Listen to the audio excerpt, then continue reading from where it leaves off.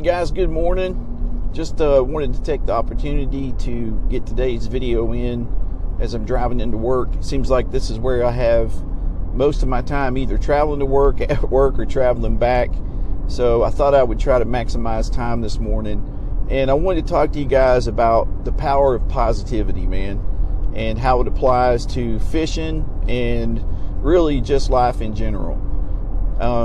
So there are so many negative things going on in the world: politics, social issues, economic issues, you name it. Just there's so much negativity, right? You see it on the news, you hear it in conversations, you might experience it in the workplace, you may even experience it at home, right? Sometimes some of the most negative people in your life can be those that are closest to you. And it is tough, man, to keep a positive mindset and a positive outlook.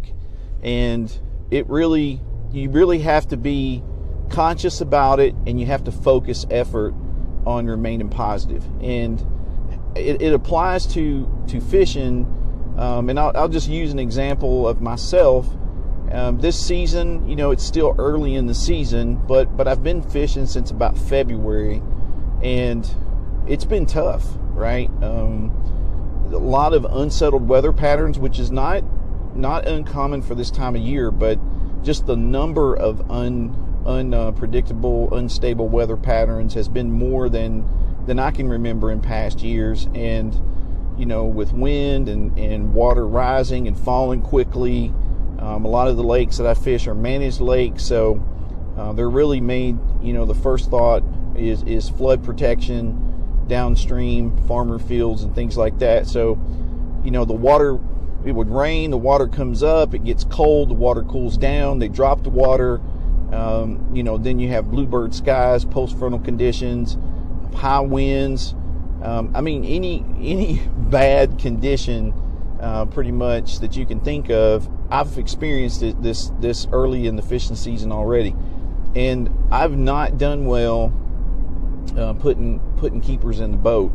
And it really can wear on you, right? You can get into this mental funk where you just think, man, have I just totally lost it, right? Have I forgotten how to fish and put keepers in the boat, put them in the box? And you're throwing everything you've got in your box. You're not able to figure them out. You can't establish any type of pattern or rhythm. Electronics are not helping you. And it even frustrates you more when you can see the fish or see where they're holding, and you can't get them to bite, right? They're just tight-lipped, they've got lockjaw. And you really can get into that funk, and you can start thinking those negative thoughts, and then it just kind of permeates throughout your actions. You lose focus. You really don't fish with any intensity. You're just kind of going through the motions, right? You're just casting and swinging and casting and moving, and you're not really thinking about what you're doing and applying a thought process. And so that funk that you get into can then just carry over into the rest of your day or your whole tournament or potentially your whole fishing season. So you've got to be very conscious about staying positive, and you just got to think that you know the basics, you know what you're supposed to do. Maybe you go back to your confidence baits, you go back to those locations that you know should be holding fish, and you just keep fishing, and you keep doing what you know works. And eventually, you'll find a fish, you'll catch some, you'll get out of that funk. But it can really wear on you as an angler, as a tournament fisherman. That really can wear on you. And then in your personal life, right, just some experience on my own, it's really easy to get into a funk, right? I'm a combat veteran. I suffer from anxiety and PTSD, and so for me, it's really easy. It doesn't take a whole lot to get me into a funk, and really just have negative thoughts, right? And I'm sure it affects everyone. It can roll over into your workplace, into your family life.